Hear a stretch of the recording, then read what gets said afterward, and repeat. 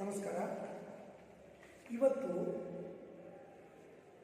BCA ಪ್ರಥಮ ಸೆಮಿಸ್ಟರ್ಗೆ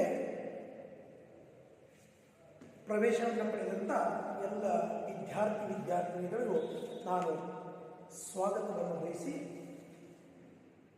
BCA ತಮ್ಮ ಜೀವನದಲ್ಲಿ ಏನಾದರೂ ಒಂದು ಉನ್ನತ ಮಟ್ಟಕ್ಕೆ ಹೋಗಬೇಕು ಅನ್ನುವಂಥ ಒಂದು ಅಭಿಲಾಷೆಗಳನ್ನು ಇಟ್ಟುಕೊಂಡು ಇಲ್ಲಿ ಪ್ರವೇಶ ಪಡೆದಂಥ ಎಲ್ಲ ವಿದ್ಯಾರ್ಥಿನಿಯರಿಗೆ ಧನ್ಯವಾದಗಳು. ಮತ್ತು ನಾನು VM ಮಲ್ಪತಿ ಅಂತ ಕನ್ನಡ ಉಪನ್ಯಾಸಕನಾಗಿ ತಮ್ಮಲ್ಲಿ ಇಲ್ಲಿವರೆಗೂ ಯಾವುದೇ ನಿಮಗೆ ಮತ್ತು ನಮಗೆ ನೇರವಾದ ಕಾಂಟ್ಯಾಕ್ಟ್ ಆಗಿರಲಿಲ್ಲ. ಆದರೆ ಈ ಕೊರೋನಾದ ಒಂದು ಈ ಪ್ರೇತ ಬಾಧೆ ಅಂತ ಒಂದು ಇಡೀ ಪ್ರಪಂಚಕ್ಕೆ ಬಂದಂಥ ಒಂದು ಕರಾಳ ಸಮಯ ಅನ್ಬೋದು. ಅದರಿಂದ ಎಲ್ಲ ನಮ್ಮ ಶಿಕ್ಷಣಕ್ಕಾಗಲಿ ಎಲ್ಲ ಒಂದು ವ್ಯವಸ್ಥೆಗೂ ಕೂಡ ಸ್ವಲ್ಪ ತೊಂದರೆ ಉಂಟಾಗಿದೆ. ಪರವಾಗಿಲ್ಲ. ಬಟ್ ಅದೇ ರೀತಿಯಾಗಿ ನಾವು ನಮ್ಮ ಜೀವನವನ್ನು ನಾವ್ಯಾರೂ ನಿಲ್ಲಿಸಿಲ್ಲ. ಊಟ ಮಾಡ್ತಾಯಿದ್ದೀವಿ, ಕೆಲಸ ಮಾಡ್ತಾಯಿದ್ದೀವಿ, ತಿರುಗಾಡ್ತಾ ಇದ್ದೀವಿ, ಮೊಬೈಲ್ ನೋಡ್ತಾ ಇದ್ದೀವಿ, ಎಂಜಾಯ್ ಮಾಡ್ತಾಯಿದ್ದೀವಿ. ಆದರೆ ಸಮಸ್ಯೆ ಬಂದಿರೋದು ಕೇವಲ ಶಿಕ್ಷಣಕ್ಕೆ ಮಾತ್ರ. ಎಷ್ಟೋ ಜನರಿಗೆ ಕಲಿಬೇಕು ಅನ್ನುವಂಥ ಹುಮ್ಮಸ್ಸು ಇದೆ, ಬಟ್ ಕ್ಲಾಸ್ ಸ್ಟಾರ್ಟ್ ಆಗ್ತಾ ಇಲ್ಲ. ಕಲಿಸ್ಬೇಕು ಅನ್ನುವಂಥ ಎಲ್ಲ ನಮ್ಮ ಉಪನ್ಯಾಸಕರಿಂದ ತವಕ ಪಡ್ತಾ ಇದೆ. ಆದರೂ ಅನಿವಾರ್ಯ ಕಾರಣಗಳಿಂದ ಸರ್ಕಾರ ಕೊಡುವಂಥ ನಿರ್ಧಾರ, ಅವರು ತೆಗೆದುಕೊಳ್ಳುವಂಥ ಒಂದು ನಿರ್ಧಾರ, ಅವರ ನಿಲುವಿನ ಮೇಲೆ ಈ ನಮ್ಮ ಎಲ್ಲವೂ ಡಿಪೆಂಡ್ ಆಗಿದೆ. ಅಂಥದ್ರಲ್ಲಿ ಇವತ್ತು ಪ್ರಥಮವಾಗಿ ಈ ನಿಮ್ಮ BCA ಪ್ರಥಮ ಸೆಮಿಸ್ಟರ್ನ ಮಧ್ಯಭಾಗದ ಪ್ರಥಮ ಒಂದು ಅದರ ವಚನವನ್ನು ನಾನು ಪ್ರಾರಂಭ ಮಾಡ್ತಾ ಇದ್ದೀನಿ. ನೋಡ್ರಿ, ಮನುಷ್ಯನಿಗೆ ಅರಿವು ಮುಖ್ಯ. ಅರಿವಿರಲಿಲ್ಲ ಅಂದ್ರೆ ಅರಿ ಹೆಚ್ಚಾಗ್ತದೆ. ಅರಿ ಮತ್ತು ಅರಿವು. ನೋಡ್ರಿ, ನೀವು PUC ಓದಿರ್ತೀರಿ. ಅರಿ ಅಂದರೆ ಏನು? ವೈರಿ. ಇನ್ನೊಂದು ತಿಳುವಳಿಕೆ. ಯಾರಿಗೆ ತಿಳುವಳಿಕೆ ಇರ್ತದಲ್ಲ ಅವರಿಗೆ ವೈರಿಗಳು ಕಡಿಮೆ. ಮಾತು ಬಲ್ಲವನಿಗೆ ಜಗಳವಿಲ್ಲ ಅಂದರೆ. ಆದರೆ ನಾವೇನು ಮಾಡಕತ್ತೀವಿ? ವ್ಯರ್ಥವಾದ ಚರ್ಚೆಯನ್ನು ಮಾಡ್ತಾ ಜ್ಞಾನವನ್ನು ಅಧೋಗತಿಗೆ ತಳ್ತಾ ಇದ್ದೀವಿ.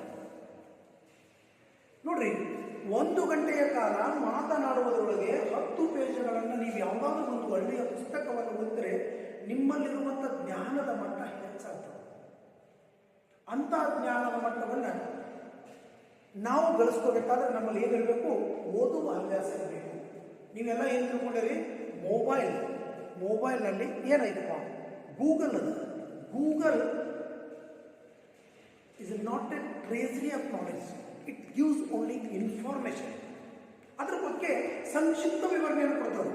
ಆದರೆ ಪುಸ್ತಕದಲ್ಲಿ ಓದಿದರೆ ಮಾತ್ರ ನಿಮಗೆ ಸಂಪೂರ್ಣವಾದ ವಿವರಣೆ ಸಿಗ್ತದೆ.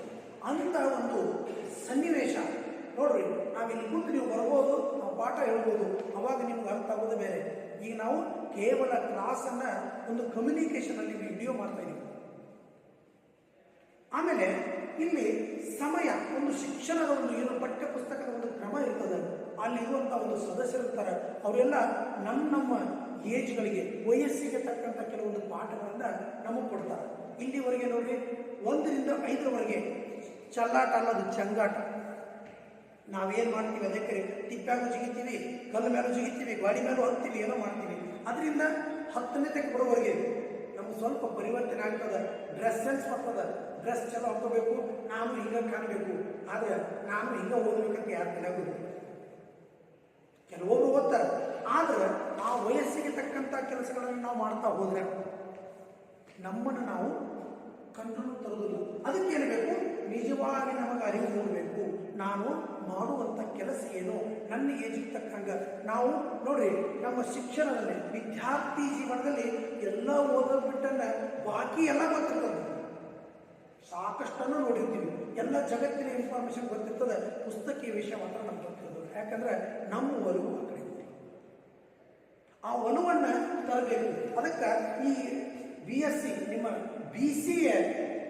BCAನಲ್ಲಿ BCA ಮತ್ತು BSc ಕಂಪ್ಯೂಟರ್ ಸೈನ್ಸ್ಗೆ ಈ ಒಂದು ಸೆಮಿಸ್ಟರ್ನ ಒಂದು ಬುಕ್ಕು ಯಾವುದು ಹೂ ಬಿಸಿಲಿನಾಗ ಅನ್ನುವಂಥ ಒಂದು ಶೀರ್ಷಿಕೆಯನ್ನು ಪಡೆದಂಥ ಒಂದು ಬುಕ್ಕನ್ನು ಇಲ್ಲಿ ಅವರು ಹೊರತಂದಿದ್ದಾರೆ. ಅದರಲ್ಲಿ ಈಗ ಮೊದಲು ನೋಡಿ, ನಾವು ಅಂಬಿಗರ ಚೌಡಯ್ಯ ಅಂತ ಗೊತ್ತಿಲ್ಲ. ಅಂಬಿಗರ ಚೌಡಯ್ಯ ಯಾರು? ಒಬ್ಬ ವಚನಕಾರ. ಹೌದಾ? ವಚನ ಅಂದ್ರೆ ಏನು? ವಚನ ಅಂದ್ರೆ ಏನು? ಮೌಲ್ಯ ಆಧಾರಿತವಾದ ಮಾತನ್ನ ವಚನ ಅಂತ ನೋಡಿ. ಮೌಲ್ಯ ಆಧಾರಿತ, ಆ ಮಾತಿಗೆ ಒಂದು ಬೆಲೆ ಇರಬೇಕು. ನಾವು ಡೈಲಿ ಸಾವಿರಾರು ಸೆಂಟೆನ್ಸ್ ಅನ್ನ ವಾಕ್ಯಗಳನ್ನು ಮಾತಾಡ್ತೀವಿ, ಎಲ್ಲದಕ್ಕೂ ಬೆಲೆ ಇರುವುದಿಲ್ಲ. ಆದರೆ ಯಾರಿಗಾದ್ರೂ ನಾವು ಮಾತು ಕೊಟ್ಟಿರ್ತೀವಿ ಅಥವಾ ಆ ಕಾರ್ಯವನ್ನು ಮಾಡಿ ತೋರಿಸ್ತೀವಿ ಅಂತ ಮಾತು ಕೊಟ್ಟಿರ್ತೀವಿ, ಆ ಕಾರ್ಯವನ್ನು ಮಾಡದಿದ್ರೆ ಅದೇನಂತಾರೆ? ವಚನ ಭ್ರಷ್ಟ. ಆ ವಚನ ಆ ಒಂದು ಕಿಮ್ಮತ್ತಿನ ಮಾತು ಅಂತೀವಿ. ಬರೇ ನೋಡ್ರಿ, ನಾಯಿ ಬರುವುದಕ್ಕೆ ಬೆಲೆ ಇರುವುದಿಲ್ಲ. ಅದೇ ಯುಗಾದಿ ಹಬ್ಬಕ್ಕೆ ಕೂಗಿದ್ರೆ ನಾವು ಕಡೆಗೆ ಲಕ್ಷ ಕೊಡ್ತೀವಿ. ದಿನಾ ನಾಯಿ ಬರುತ್ತಿರ್ತವೆ, ನಾಯಿ ಕೂಗಿಗೆ ಬೆಲೆ ಇಲ್ಲ. ಹಂಗ ಪ್ರತಿದಿನ ನೀವು ಮಾತಿನಲ್ಲಿ ಜಾಣರು ಅನ್ನೋದಕ್ಕಿಂತಲೂ ಮಾತನಾಡಿ ನಾವು ದೊಡ್ಡ ಅನಿಸ್ಕೋಬೇಕು. ಈಗ ಹೆಂಗಾಗಿದೆ ಗೊತ್ತಲ್ರಿ, ನಾವು ಚೆನ್ನಾಗಿ ಕೂಡಿದ್ರೆ ಅವನು ಒಂದು ಮಾತಾಡ್ತಂದ್ರೆ ಯಾರೋ ನಗ್ತಾರೆ. ಆ ನಗ್ಗದಕ್ಕೆ ನಾನು ಒಂದು ಮಾತಾಡ್ಲಿಲ್ಲ ಅಂದ್ರೆ ನಾನು ಏನಾಗ್ತೀನಿ? ನಾನು ಸಣ್ಣ ಒಂದು ತಿಳ್ಕೊತಾರೆ, ನಾನು ಷಡತನ ತೋರಿಸ್ಬೇಕಂತೇಳಿ ನಾವು ಒಂದು ಮಾತಾಡ್ತೀವಿ, ಮತ್ತೊಬ್ಬಂದು ಮಾತಾಡ್ತಾನೆ. ಈ ರೀತಿ ಮಾತು ಮನೆಯನ್ನು ಕೆಡಿಸ್ತದೆ. ಅಂದ್ರೆ ಮಾತು ಮನೆಯನ್ನು ಕೆಡಿಸೋದಷ್ಟೇ ಅಲ್ಲ, ಮಾತಿನ ಧಾಟಿಯಿಂದ ಮನಸ್ಸು ಕೂಡ ಕೆಡ್ತದೆ. ಅನಿವಾರ್ಯತೆ ಇದ್ದಾಗ ನಾವು ಯಾವುದಾದ್ರೂ ಮಾತುಗಳನ್ನು ಆಡ್ತೀವಿ. ಆ ಮಾತುಗಳನ್ನು ನಾವು ಏನು ಮಾಡ್ತೀವಿ? ಮಾತಾಡ್ತಾ ಸಮಯವನ್ನು ಕಳಿತೀವಿ. ಮೊಬೈಲ್ ಇಟ್ಕೊಂಡು ನೋಡ್ರಿ, ಕಂಟಿನ್ಯೂ ಹಂಗೇ ಒಂದು ವಿಡಿಯೋ ನೋಡ್ತಾ ಇದ್ರೆ ನೀವು ಕಂಟಿನ್ಯೂ ಬೆಳಗಿಂದ ಸಾಯಂಕಾಲ ನಿಮ್ಗೆ ಏನಾಗಿದೆ ಗೊತ್ತಿಲ್ಲ. ಆಮೇಲೆ ತಲೆ ಒಂಥರ ಆಗ್ತದೆ, ಬ್ರೈನ್ ಇಫೆಕ್ಟ್ ಆಗ್ತದೆ, ನರ್ಗಳು ತ್ರಾಸ ಮಾಡ್ತವೆ. ಇದನ್ನೆಲ್ಲ ಅದಕ್ಕೆ ಈ ಪುಸ್ತಕದಲ್ಲಿ ನಿಮ್ಮ ವಯಸ್ಸಿಗೆ ತಕ್ಕಂಥ ಅಂದ್ರೆ ನಿಮಗೆ ಏನೆಲ್ಲ ತಿಳಿಸಬೇಕು ಅನ್ನುವಂಥ ಭಾವನೆಯನ್ನು ಇಟ್ಕೊಂಡಿರ್ತಾರೆ. ಅಂತ ಒಂದನ್ನು ನಾವು ನೋಡ್ತೀವಿ. ಇಲ್ಲಿ ಮೊದಲ ಪದ್ಯದ ಮಹತ್ವ ಏನು? ಅರಿವಿನ ಮಹತ್ವ. ಮನುಷ್ಯನಿಗೆ ಅರಿವು ಮೂಡುವುದು ಅನಿವಾರ್ಯ, ಮೂಡಿಸಿಕೊಳ್ಳುವುದು ಕೂಡ ಅನಿವಾರ್ಯ. ಅರಿವು ತಾನಾಗೆ ಬರಲಿಕ್ಕೆ ಸಾಧ್ಯವಿಲ್ಲ. ಮನುಷ್ಯನು ತನ್ನ ಜೀವನದಲ್ಲಿ ಏನಾದರೂ ಪರಿವರ್ತನೆ ಆಗಬೇಕು ಅನ್ನುವಂಥ ಇದ್ರೆ, ಏನಾದರೂ ಛಲಗಾರನಾಗಿ ಸಾಧಿಸಬೇಕು ಅಂತ ಇದ್ರೆ ಅವನು ಏನಾಗ್ತದೆ? ಅರಿವು ಮೂಡಬೇಕು.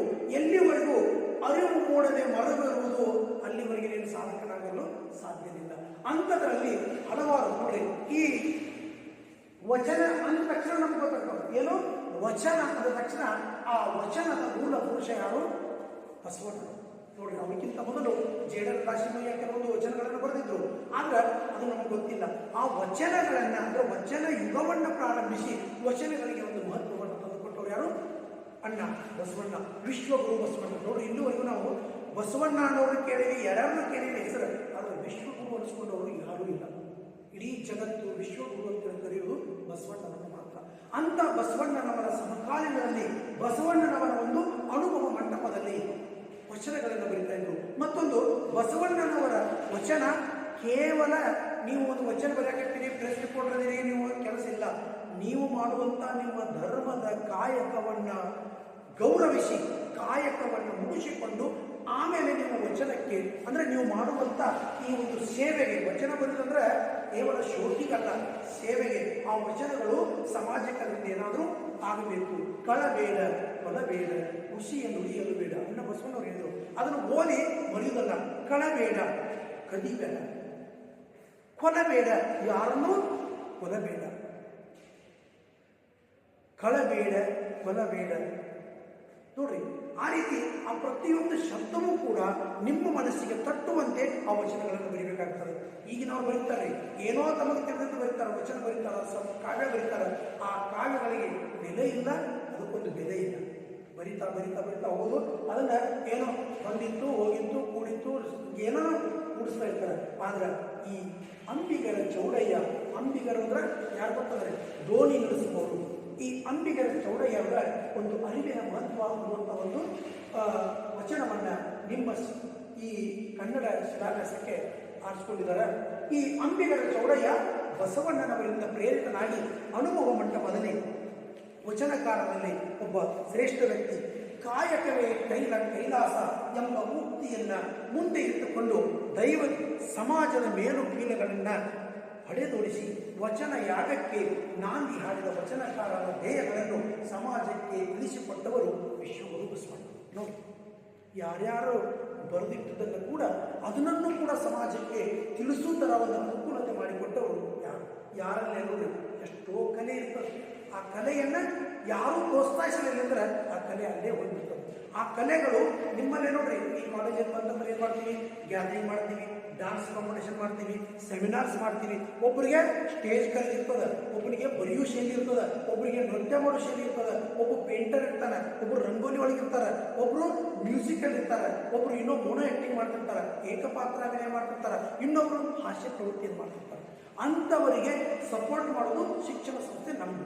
ಅದೇ ರೀತಿ ಯಾರಾದರೂ ಒಂದು ಸಮಾಜಕ್ಕೆ ಒಳ್ಳೆಯದಾಗುತ್ತರ ಒಂದು ವಚನವನ್ನು ಬರಿತಾ ಇದ್ರು ಅಂದರೆ ಅದನ್ನು ಸಮಾಜಕ್ಕೆ ಓದು ತಲುಪಿಸುವಂಥ ಕಾರ್ಯವನ್ನು ಯಾರು ಮಾಡಿದ್ರು? ವಿಶ್ವಗುರು ಬಸವಣ್ಣವರು ಮಾಡಿದರು. ಬಸವಣ್ಣನಿಂದ ಪ್ರಭಾವಿತರಾಗಿ ನೋಡ್ರಿ, ನಮಗೆ ರೋಲ್ ಮಾಡೆಲ್ ಅಂತೀವಿ. ಒಬ್ಬ ಪ್ರತಿಯೊಬ್ಬ ವ್ಯಕ್ತಿ ತಾನು ಬೆಳಿಬೇಕಾದ್ರೆ ತನಗೊಂದು ರೋಲ್ ಮಾಡೆಲ್ ಅಂತ ಇಟ್ಕೊಂಡಿರ್ತಾನೆ. ಆ ರೋಲ್ ಮಾಡೆಲ್ ಅಂದ್ರೆ ಏನು? ಅವನನ್ನ ಇಟ್ಕೊಂಡು ಅದೇ ರೀತಿಯಾಗಿ ಅವನಾಗಕ್ಕೆ ಸಾಧ್ಯ ಇಲ್ಲ, ಬಟ್ ಅವನಿಗಿಂತ ಹೆಚ್ಚಾಗ್ಬೋದು. ಹೌದಾ? ಅವನು ಒಬ್ಬ ಊರಿನ ದೊಡ್ಡ ವ್ಯಕ್ತಿ ಅನಿಸ್ಕೊಂಡಿದ್ದಂದ್ರೆ ನಾವು ಒಂದು ಜಿಲ್ಲೆಗೆ ದೊಡ್ಡ ವ್ಯಕ್ತಿ ಅನಿಸ್ಕೋಬೇಕಂತೇಳಿ, ಆದ್ರೆ ಸದ್ಗತಿ ಇರಬೇಕು, ದುರ್ಗತಿ ಬೆನ್ನು ಹತ್ತಬಾರ್ದು, ಕೆಟ್ಟ ಹಾದಿ ಹಿಡಿಬಾರ್ದು. ಅಂಥದನ್ನ ರೋಲ್ ಮಾಡಲಿಂತ ಈ ಬಸವಣ್ಣನವರನ್ನ ತಮ್ಮ ಪ್ರಭಾವಿ ಪುರುಷನಾಗಿ ಇಟ್ಟುಕೊಂಡು ತಮ್ಮ ಕುಲಕಾಯಕವನ್ನು ನಡೆಸಿಕೊಂಡು ಬಂದಂತೆ ವಚನಕಾರರಲ್ಲಿ ಹಾವೇರಿ ಜಿಲ್ಲೆಯ ಅಂಬಿಗರ ಚೌಡಯ್ಯನವರು ಹಾವೇರಿ ಜಿಲ್ಲೆಯ ರಾಣೆಬೆನ್ನೂರು ತಾಲೂಕಿನ ಚೌಡದಾನಪುರ ಅಂತ ಇವರಿಗೆ ಪ್ರೇರಣೆ ಸಿಕ್ತು ಅಣ್ಣ ಬಸವಣ್ಣನವರಿಂದ. ಇವರ ಕಾಲ 12ನೇ ಶತಮಾನ. ನೋಡ್ರಿ, ಎಲ್ಲರೂ ಬಸವಣ್ಣವರು ಕೂಡಲ ಸಂಗಮ ದೇವ ಅಂದರು, ಅಕ್ಕಮಾದೇವಿ ಚನ್ನಮಲ್ಲಿಕಾರ್ಜುನ ಅಂದರು, ಗುಹೇಶ್ವರ ಅಂತ ಅಲ್ಲಮ್ಮ ಪ್ರಭು ಅವರು ಹೇಳಿದರು, ಚನ್ನಮಲ್ಲಿನಾಥ, ಅಂಬಿಗರ ಚೌಡಯ್ಯ, ಅಮುಗಿಯ ಸಿದ್ದರಾಯ, ಚಿಕ್ಕಯ್ಯಪ್ಪ ಸಿದ್ದಲಿಂಗ. ಈಗ ಆ ವಚನದ ಅಂಕಿತ ನಾಮವನ್ನು ನೋಡಿದ ತಕ್ಷಣ ಇವರೇ ಬರುವಂಥ ಈ ವಚನಗಳು ಅಂತ ನಾವು ಹೆಂಗೆ ಕಂಡುಹಿಡಿತೀವಿ. ಆದರೆ ಇವರು ಅಂಬಿಗರ ಚೌಡಯ್ಯರು ಅಂಬಿಗರ ಚೌಡಯ್ಯ ಅನ್ನುವಂಥ ತಮ್ಮ ವ್ಯಕ್ತಿ ನಾಮವನ್ನು ಅಂಕಿತ ನಾಮವನ್ನಾಗಿ ಇಟ್ಟುಕೊಂಡು ವಚನಗಳನ್ನು ಬರೆಯೋಕ್ಕೆ ಸ್ಟಾರ್ಟ್ ಮಾಡಿದರು. 12ನೇ ಶತಮಾನದಲ್ಲಿ ಅತ್ಯಂತ ವಿಶಿಷ್ಟನಾದ ವಚನಕಾರನು ತನ್ನ ಕಾಯಕದ ವ್ಯಕ್ತಿ ನಾಮ ಅಂಬಿಗರ ಚೌಡಯ್ಯ ಅಂತ ಅಂಬಿಗರ ಚೌಡಯ್ಯ ಎಂಬ ಅಂಕಿತ ನಾಮವನ್ನು ಇಟ್ಟುಕೊಂಡು ಅನುಭವ ಮಟ್ಟದಲ್ಲಿ ಸಮಾನ ಭೂಮಿಕೆಯಲ್ಲಿ ನಿರ್ವಹಿಸುತ್ತಿದ್ದ ಅಂಬಿಗರ ಚೌಡಯ್ಯ ವಚನಗಳನ್ನು ಬರೀತಾ ಬಸವಣ್ಣನವರ ಕಾಲದಲ್ಲಿದ್ದ. ತನ್ನ ವಚನಗಳಲ್ಲಿ ನೋಡ್ರಿ, ವಚನಗಳನ್ನು ಬರೆಯುವುದು ಏನು? ಬರೆಯೋ ವಚನ ಇರಲಿಲ್ಲ. ನಾವೇನು ಮಾಡ್ತೀವಿ?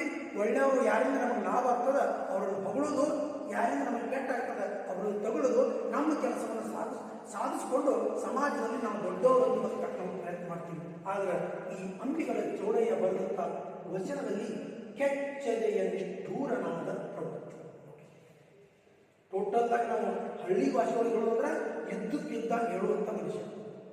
ಕೆಚ್ಚದೆಯ ನಿಷ್ಠೂರ ಪ್ರವೃತ್ತಿ, ಗ್ರಾಮ್ಯ ಧರ್ಮದವ. ನೋಡ್ರಿ, ಗ್ರಾಮ್ಯ ಧರ್ಮ ಅಂದ್ರೆ ನಮ್ಮ ಈ ಬಡತನದಿಂದ ಅಥವಾ ನಮ್ಮ ಈ ಹಳ್ಳಿಗಳಿಂದಲೂ ಬಂದಂಥ ಎಲ್ಲ ಧರ್ಮವನ್ನು ಎತ್ತಿ ಹೇಳುವ ಈತನು ನ್ಯಾಯ ನಿಷ್ಠೂರ. ಏನು ಹೇಳುತ್ತಿದ್ರು ಸಮಾನ ನ್ಯಾಯ, ದಯಾ ದಾಕ್ಷಿಣ್ಯ ಪರನಲ್ಲ. ಯಾರನ್ನೂ ಕರುಣೆಯನ್ನು ತೋರಿ ಅವರನ್ನು ಟೀಕಿಸುವಂತ ಅಲ್ಲ, ಕರುಣೆ ಇರಲಿಲ್ಲ. ಖಂಡಿತವಾಗಿ ಎದ್ದುದಿದ್ದಾಗ ಹೇಳವ, ಯಾರನ್ನೇ ಆಗಲಿ ಟೀಕಿಸಲು ಸರಿಯುವುದಿಲ್ಲ, ಹಿಂದೆ ಸರಿಯುವುದಿಲ್ಲ. ನೋಡ್ರಿ, ಯಾರು ಬೇಕಾದವ್ರು ಇರ್ತವ್ರು, ಅವ್ರನ್ನ ಟೀಕಿಸಲು ಹಿಂದೆ ಸರಿತಾ ಇರಲಿಲ್ಲ. ಅಂತ ಒಬ್ಬ ವ್ಯಕ್ತಿ ತನ್ನ ವಚನಗಳಲ್ಲಿ ಸಮಾಜ ವಿಡಂಬನೆಯ ವ್ಯಗ್ರದೃಷ್ಟಿಯನ್ನು ಎತ್ತಿ ತೋರಿಸುವ ವಚನಕಾರ. ಇವರು ಕೆಚ್ಚನೆಯ ನಿಷ್ಠೂರ ಪ್ರಕೃತಿ ಅಂತ ಪ್ರವೃತ್ತಿಯನ್ನು ಇಟ್ಕೊಂಡು ಬೆಳೀತಾ ಇದ್ದವ. ಅಂತವ ಏನು ಮಾಡಪ್ಪ, ಈತನ ವಚನಗಳಲ್ಲಿ ಮುಖ್ಯವಾಗಿ ನಮ್ಗೆ ಏನು ಕಂಡು ಬರ್ತದೆ? ಅವನ ವಚನಗಳಲ್ಲಿ ಮುಖ್ಯವಾಗಿ ನಮಗೆ ಕಂಡು ಬರೋದು ಮುಖ್ಯವಾಗಿ ಏನು ಕಂಡು ಬರ್ತದೆ? ಅವ್ಯವಸ್ಥೆಯ ಚಿತ್ರ. ಸಮಾಜ ವ್ಯವಸ್ಥಿತವಾಗಿಲ್ಲ, ಈ ಸಮಾಜದಲ್ಲಿ ವ್ಯವಸ್ಥೆ ಹಾಳಾಗುವುದಿಲ್ಲ. ಡಾಂಬಿಕತನ, ಡೋಂಗ್ ಮಾಡೋದಾರ 100ಕ್ಕೆ 95% ಡೋಂಗ್ ಮಾಡೋದಾರ, 100ಕ್ಕೆ 100 ಅಂದ್ರೂ ಕರೆಕ್ಟಲ್ಲಿ. ಬೂಟಾಟಿಕೆ, ಒಂದು ನಾಟಕ ನಡೆಯೋದಿಲ್ಲ. ಈ ಸಮಾಜದಲ್ಲಿ ಒಳಗಿನ ಮನಸ್ಸುಗಳನ್ನು ಮುಚ್ಚಿಕೊಂಡು ಹೊರ ಮನಸ್ಸಿಗೆ ಬಣ್ಣವನ್ನು ಹಚ್ಚಿಕೊಂಡು ಉದರ ನಿಮಿತ್ತ ಬಹುಕೃತ ವೇಷ ಅನ್ನುತ್ತೆ. ಇಲ್ಲಿ ಬಹುರೂಪಿಗಳ ಥರ ವೇಷವನ್ನು ಹಾಕೊಂಡು ನಡೆದಾರ. ಅನಾಚಾರದ ಪ್ರವೃತ್ತಿ. ಎಲ್ಲ ಮೊಬೈಲ್ದಾಗ ದೇವರಿಗೆ ಇಟ್ಟವನ, ಆದರೆ ಅಲ್ಲಿ ಏನಿರ್ತದೆ ನಮ್ಮ ವಿಚಾರಗಳು ಬೇರೆ ಇರ್ತಾವು ಅನ್ನುವಂಥ ಪ್ರವೃತ್ತಿ ಐತಿ. ಇಂಥವುಗಳನ್ನು ಎತ್ತಿ ತೋರಿಸಿದ ಇವರ ವಚನಗಳು ಕೇವಲ ಓದಿ ನೋಡ್ರಿ ಹೆಂಗೆ ಹೇಳ್ತಾನೆ, ಇವರ ವಚನಗಳು ಕೇವಲ ಓದಿ ಮರೆಯುವುದಕ್ಕಲ್ಲ, ಹೆಂಗಿರ್ಬೇಕ ಆ ಓದಿದರೆ ಸಮಾಜವನ್ನು ತಿದ್ದಲು ಟೀಕಿಸುವುದನ್ನು ಕಾಣಬಹುದು. ಅವ್ರ ಮಾತು ಪ್ರತಿಯೊಂದು ಹಸಿವಾಡ್ಯಾಗ ಹಳ್ಳವಾದಾಗ ಸಮಾಜವನ್ನ ತಿದ್ದಲು ಅವರು ಟೀಕಿಸಿದಂಥ ಮಾತುಗಳು, ಅದನ್ನು ಯಾರಾದ್ರೂ ಓದಿದ್ರಂದ್ರೆ ಆಕ್ಚುಲಿ ಯಾರನ್ರಿ ಒಬ್ಬರನ್ನು ಬಿಟ್ಟಿಲ್ಲ, ಜನಸಾಮಾನ್ಯರನ್ನು ಬಿಟ್ಟಿಲ್ಲ, ಅಧಿಕಾರಿಗಳನ್ನು ಬಿಟ್ಟಿಲ್ಲ, ರಾಜರನ್ನು ಬಿಟ್ಟಿಲ್ಲ, ಧರ್ಮ ಗುರುಗಳನ್ನು ಬಿಟ್ಟಿಲ್ಲ, ದೊಡ್ಡ ದೊಡ್ಡ ವ್ಯಕ್ತಿಗಳನ್ನು ಬಿಟ್ಟಿಲ್ಲ, ಯಾರನ್ನೇ ಆಗಲಿ ಇದ್ದಂಗ ಅವ್ರು ಮಾರಿ ನಾನು ಹೊಡೆದು ಹೇಳುವಂಗ ಆ ಸಾಮೂಹಿಕವಾಗಿ ಹೇಳಿದ. ಇಂಥ ಒಬ್ಬ ಅಂಬಿಗರ ಚೌಡಯ್ಯನ ಬಗ್ಗೆ ಒಬ್ಬ ಶ್ರೇಷ್ಠ ಕವಿ ಕಾವ್ಯಾನಂದ ಕವಿಗಳು ಒಂದು ಮಾತು ಹೇಳ್ತಾರೆ, ಏನಂದ್ರೆ ನಿಜದ ನಗಾರಿ. ಯಾರು ಈ ಅಂಬಿಗರ ಚೌಡಯ್ಯ ಏನಂದ್ರೆ ನಿಜದ ನಗಾರಿ, ಮುಚ್ಕೊಂಡಲ್ಲ ಊರೆಲ್ಲ ಭಾಷೆ ಮನುಷ್ಯ, ನಿರ್ಬಂಧೆಯ ಬೇರಿ, ಯಾವ ಅಂಜಿಕೆಯಲ್ಲಿ ಬರುವಂತ ಒಂದು ದೊಡ್ಡ ಶಬ್ದ, ಭಯಂಕರ. ಯಾವನಿಗೂ ಭಯ ಬಿಡಲಿಲ್ಲ, ಕಠೋರ, ನೇರ, ನಿತ್ಯ, ಸತ್ಯ ಅನ್ನುವಂಗ ಇದ್ದಂಥ ಮನುಷ್ಯ. ಈ ಮನುಷ್ಯನಿಗಿರಬೇಕಾದ ಅರಿವಿನ ಮಹತ್ವವನ್ನು ತಿಳಿಸುವುದಕ್ಕೆ ನೋಡಿ, ಒಬ್ಬ ಮನುಷ್ಯನಿಗೆ ತನ್ನಲ್ಲಿ ತಿಳುವಳಿಕೆ ಯಾವ ರೀತಿ ಇರಬೇಕು ಅನ್ನೋದನ್ನು ತಿಳಿಸುವುದಕ್ಕೆ ಪ್ರಯತ್ನಿಸಿ ಆತ್ಮಾವಲೋಕನ, ತನ್ನ ಆತ್ಮವನ್ನು ಅವಲೋಕನ ಮಾಡ್ಕೊಳ್ಳೋದು. ಯಾಕಂದ್ರೆ ಜನಸಾಮಾನ್ಯರು ಆತ್ಮಾವಲೋಕನ ಮಾಡ್ಕೊಳ್ಳೋದು ಯಾರು ಮಾಡ್ಕೊಳ್ಳೋಂಗಿಲ್ಲ, ಮಾಡ್ಕೊಳ್ಳೋದು ಇರ್ತೇನೆ ತನ್ನ ಆತ್ಮವನ್ನ ವಿವೇಕದಿಂದ ತುಂಬಿಕೊಂಡು ತಾನು ಮಾಡುವ ತಪ್ಪುಗಳಿಗೆ ತನ್ನ ಸಾಕ್ಷಿಯಾಗಿ ದೇವರು ಮತ್ತು ನನ್ನ ಆತ್ಮಕ್ಕಾದ್ರೂ ಗೊತ್ತಾಗ್ತದ, ನಾನು ಯಾವುದೇ ತಪ್ಪನ್ನು ಮಾಡಬಾರ್ದು, ನಾನು ಜನರನ್ನ ಮೆಚ್ಚಿಸುವಕ್ಕೆ ನಾನು ಬದುಕಬಾರ್ದು, ನಾನು ನನ್ನ ಆತ್ಮವನ್ನ ಮತ್ತು ಆ ಮೇಲಿರುವ ದೇವರನ್ನ ಒಂದು ಅದ್ವೈತ ಶಕ್ತಿ, ಅವಧೂತ, ಅದು ಯಾರ ಕಣ್ಣಿಗೆ ಕಾಣಲಾರದಂಥದ್ದು ಒಂದು ಶಕ್ತಿ, ಆ ಶಕ್ತಿಯನ್ನು ಮೆಚ್ಚಿಸಬೇಕು ಹೊರತು ಈ ಸಮಾಜದಲ್ಲಿರುವಂಥ ಒಳ್ಳು ಸಮಾಜವನ್ನು ಮೆಚ್ಚಿಸಲು ನಾವು ಬದುಕಬಾರದು ಅನ್ನೋಂಥ ಆತ್ಮಾವಲೋಕನ ಇರಬೇಕು. ಸಮಾಜದಲ್ಲಿ ವಿಮರ್ಶೆಯಾಗಬೇಕು. ಯಾವುದೇ ಒಂದು ವಸ್ತುವಿನ ಬಗ್ಗೆ ನಾವು ಒಂದು ವಿಷಯದ ಬಗ್ಗೆ ಅಪಪ್ರಚಾರ ಮಾಡೋದಕ್ಕಿಂತಲೂ ಅದನ್ನು ಸರಿಯಾಗಿ ತಿಳ್ಕೊಂಡ ಅದನ್ನು ಅರ್ಥ ಮಾಡ್ಕೋಬೇಕು. ನಿಜದ ನಿಲುವನ್ನು ಅರಿಯುವ ಬಗ್ಗೆ ನೋಡ್ರಿ, ಸಮಾಜದಲ್ಲಿ ಅಲ್ಲ, ನನ್ನ ಜೀವನದ ನಿಜವಾದ ನಿಲುವು ಯಾವುದು, ಒಬ್ಬೊಬ್ಬರು ನಾವು ಸುಧಾರಿಸಕತ್ತೀವಿ ಅಂದ್ರೆ ಇಡೀ ಸಮಾಜ ಸುಧಾರಿಸ್ತದ. ಇಡೀ ನಮ್ಮ ಕ್ಲಾಸ್ನಾಗ ಗಲಾಟೆ ಮಾಡೋರು ಒಬ್ಬೊಬ್ಬರ ಕಲಿಯಾಗಿ ತಮಗೆ ತಾವ ತಿಳ್ಕೊಂಡು ಏನಾದರೂ ಕಲಿಯಾಕ ಬಂದೀವಿ ಅನ್ನುವಂಥ ಭಾವವನ್ನು ಇಟ್ಕೊಂಡು ಬದುಕಿದ್ರೆ ಇಡೀ ಕ್ಲಾಸ ಸುಧಾರಣೆ ಆಗ್ತದೆ, ಇಡೀ ಕ್ಲಾಸ್ ಏನು ಶಾಂತ ಆಗ್ತದಲ್ಲ. ಆ ರೀತಿ ನಿಜದ ದಾಂಭಿಕತೆ ನಡೆಯುವ ವಿರೋಧ ಎಲ್ಲವನ್ನೂ ಪ್ರತಿಪಾದಿಸಿದ್ದಾರೆ. ನೋಡ್ರಿ, ನಾಟಕೀಯವಾಗಿ ಬದುಕುವಂಥವ್ರನ್ನ ನೇರವಾಗಿ ಸೇರಿಸ್ಕೋಬಾರ್ದು. ಕೆಟ್ಟದ್ದು ಮಾತಾಡ್ರಿ, ನೇರವಾಗಿ ಮಾತಾಡೋರಿಗೆ ಇವತ್ತು ಬರಿಗಳು ಬರ್ತಾವೆ, ಅದ್ರ ಮುಂದೆ ಬಂದಿದ್ರೆ ಸಮಾಜದಲ್ಲಿ ಅವನು ಒಳ್ಳೆಯವರು ನಡೆಸ್ಕೊತಾನೆ. ಅರಿವು, ತಿಳುವಳಿಕೆಯಿಲ್ಲದ ಮನುಷ್ಯನ ನಡೆ, ನುಡಿ, ಕಾಯಕ ಎಲ್ಲವೂ ಅರ್ಥಹೀನ. ಏನಾದರೆ ಯಾವ ಮನುಷ್ಯನಿಗೆ ತನ್ನನ್ನು ತಾನ ತಿಳ್ಕೊಂಡು ನಾನು ಒಳ್ಳೆಯವನಾಗಿ ಬದುಕಬೇಕು ಅನ್ನೋದನ್ನು ಅವನ ಮನಸ್ಸಿನಲ್ಲಿ ಇರಲಿಲ್ಲ ಅಂದ್ರೆ ಅವನು ಯಾವ ರೀತಿಯಾಗಿ ಬದುಕಿದರೂ ಕೂಡ ಅವನ ಜೀವನ ಅರ್ಥಹೀನ. ಅರಿವಿಲ್ಲದವನ ನಾಲಿಗೆ ಒಡಲಿಗಿಂತಲೂ ಹರಿತಾ ಎಂಬಂತೆ. ನೋಡಿ, ಅರಿವಿಲ್ಲ, ತಿಳುವಳಿಕೆಯಿಂದ ಅವನ ನಾಲಿಗೆ ಕೊಟ್ಲಿ ಕೈಯನ್ನ, ಬಳ್ಳನ್ನ, ಕಾಲನ್ನ, ಪಗ್ಗಡ, ಕುತ್ತಿಗೆಯನ್ನು ಕೊಡ್ಬೋದು. ಆದರೆ ನಮ್ಮ ನಾಲಿಗೆ ಅರಿವಿಲ್ಲದ ಬುದ್ಧಿಹೀನತೆಯಿಂದ ಬರುವಂಥ ಕೆಟ್ಟ ಕೆಟ್ಟ ಶಬ್ದಗಳು, ಪ್ರತಿಯೊಂದು ಶಬ್ದಗಳು ಪ್ರತಿಯೊಬ್ಬನ ಹೃದಯವನ್ನು ಚುಚ್ಚಿಕೊಂಡದ್ದು. ಅಂಥದ್ರೊಳಗೆ ಮನುಷ್ಯನ ಬದುಕಿನ ನೆಲೆಗಳನ್ನು ತಿಳಿಯಬೇಕಾದರೆ, ಬದುಕನ್ನು ಹಸನಗೊಳಿಸಬೇಕಾದರೆ ಬದುಕಿನಲ್ಲಿ ಸಕಲ ಕಾರ್ಯಗಳ ಔಚಿತ್ಯ ಮತ್ತು ಅನೌಚಿತ್ಯಗಳನ್ನು ತಿಳ್ಕೊಂಡು ಬದುಕಬೇಕು. ಮೊದಲು ಅರಿವು ಮುಖ್ಯ. ನಮಗೇನು ಬೇಕಪ್ಪ ಅಂದ್ರೆ ತಿಳುವಳಿಕೆ ಬೇಕು. ನಮಗೋಸ್ಕರ ಐತ ತಿಳುವಳಿಕೆ, ಆ ತಿಳುವಳಿಕೆ ಅಲ್ಲ. ಹೂ ಎಂ ಐ, ನಾನು ಯಾರು ಅನ್ನೋದನ್ನು ಬದುಕು. ನಾವು ಶರೀರ ಬೇರೆ, ನಮ್ಮ ಹೆಸರು ಬೇರೆ, ನಮ್ಮ ತಂದೆ ತಾಯಿಟ್ರು ಬೇರೆ, ಆದ್ರೆ ನಾನು ಯಾರು, ಈ ಅರಿವು ನಮಗೆ ಬೇಕು. ಬದುಕಿನ ಹಿತಕ್ಕೆ, ಆನಂದಕ್ಕೆ ಮೊದಲೇ ಎಚ್ಚರವಾಗಿರಬೇಕು. ತನಗೆಲ್ಲ ತಿಳಿದಿದೆ ಎಂಬ ಭ್ರಾಂತಿ ವ್ಯರ್ಥ. ಅಂಥವರಿಗೆ ಗುರುಲಿಂಗ ಜಂಗವರು ಬೇಕಾಗಿಲ್ಲ. ನೋಡ್ರಿ, ನಮ್ಮಲ್ಲೊಂದಿರ್ತದೆ, ಎಲ್ಲರೂ ಗೊತ್ತಿರ್ತೀವಿ, ಯಾರೋ ಹೇಳ್ತಿರ್ತಾರೋ ಲಕ್ಷ ಕೊಟ್ಟು ಕರಾಗಿಲ್ಲ, ನನಗೆ ಗೊತ್ತು. ನಿಮ್ಮ ತಂದೆಯವರೇ ಹೇಳ್ತಿರ್ತಾರೆ ನಿಮ್ಮ ಮನೆಯೊಳಗೆ, ನಿಮ್ಮ ತಂದೆ ಇದು ಹಿಂಗಂದ್ರೆ ಜಗತ್ತೇ ನೀವು ಒಬ್ಬ ನೋಡ್ಯಾರ ಮನುಷ್ಯನ ನಮ್ಗೆ ಅನುಭವ ಬರ್ತದೆ. ಯಾಕಂದ್ರೆ ತಂದೆಯವರು ತನಗನುಭವವಾದಂಥ ಒಂದು ಮಾತನ್ನ ಅಥವಾ ಜೀವನವನ್ನು ತಿಳ್ಕೊಂಡು ನಿಮಗೆ ಹಿಂಗೆ ಗಾಡಿ ಓಡಿಸ್ಬೇಡ್ರಿ ಅಂತ ಕೇಳ್ತಿರ್ತಾರೆ. ಯಾವಾಗ ನಾವು ಗಾಡಿ ಓಡಿಸಿ ನಡನಾಗಿದ್ದ ಕೀಲು ಮುಡ್ಕೊಂಡು ಮನೆಗೆ ಬಂದು ಹಾಸಿಗೆ ಬಿದ್ದ ನಂತರ 1, 2, 3 ಎಲ್ಲ ನಿಮ್ಮ ತಾಯಿ ಮಾಡಬೇಕಾಗ್ತದೆ. ಅವಾಗ ನಮ್ಮ ತಂದೆ ಅಂದ್ರೆ ಅರಿವನ್ನು ಪಡೆದುಕೊಂಡ ವ್ಯಕ್ತಿಯ ಹೇಳಿದಂಥ ಮಾತನ್ನ ನಾವು ಮನಸ್ಸಿಗೆ ತಂದು ಏನು ಫಾಯ್ದೆ? ಯಾವ ಲಾಭ ಇಲ್ಲ. ಆಗಿ ಹೋದದ್ದಕ್ಕೆ ಚಿಂತಿಸಿ ಫಲ ಇಲ್ಲ, ಮುಗಿದು ಹೋಗ್ತದೆ. ಸೊಂಟದ ಕೆಳಗೆ ಮುರ್ಕೊಂಡು ಕುಂತಪ್ಪ ಅಂದ್ರೆ ಎನ್ನಕ್ಕೆ ಬರಂಗಿಲ್ಲ. ಜೀವ ಹೋಗಾಕತ್ತಿಲ್ಲ, ಸಾವು ಬಯಸಿದ್ರು ಬರಂಗಿಲ್ಲ. ಅಂಥದೆಲ್ಲ ಅರಿವಿರಬೇಕು. ಪಂಚೇಂದ್ರಿಯಗಳನ್ನ, ಮನುಷ್ಯನ ಪಂಚೇಂದ್ರಿಯಗಳು, ಒಂದು ಮಾತು ಹೇಳ್ತಾರೆ, ಪಂಚೇಂದ್ರಿಯಗಳ ಗುಲಾಮನಾಗಿ ಯಾವ ಬದುಕ್ತಾನ ಅವನು ದುರ್ಗತಿಗೆ ಹೋಗ್ತಾನ ಅಂತೇಳಿ. ಪಂಚೇಂದ್ರಿಯಗಳು ನೋಡ್ರಿ, ಒಂದು ವಿಷಯ ಹೇಳ್ತೀನಿ. ಪಂಚೇಂದ್ರಿಯಗಳು ಯಾವುವು? ಮೊದಲನೇದು ಕಣ್ಣು, ಎರಡನೇದು ಕಿವಿ, ಮೂರನೇದು ಮೂಗು, ನಾಲ್ಕನೇದು ಬಾಯಿ, ಐದನೇದು ಚರ್ಮ. ಪಂಚ ಇಂದ್ರಿಯಗಳು ನೋಡ್ರಿ. ಇದು ಎಲ್ಲದರೊಳಗೆ ಕೆಟ್ಟಪ್ಪ ಅಂದ್ರೆ ಕಣ್ಣು. ಎಲ್ಲಿವರೆಗೂ ಕಣ್ಣು ಕೆಟ್ಟದ್ದನ್ನ ಅಥವಾ ಇದನ್ನು ನೋಡುವುದಿಲ್ಲ ಅಲ್ಲಿವರೆಗೂ ನಮಗೆ ಅದರ ಆಸೆ ಹುಟ್ಟುವುದಿಲ್ಲ.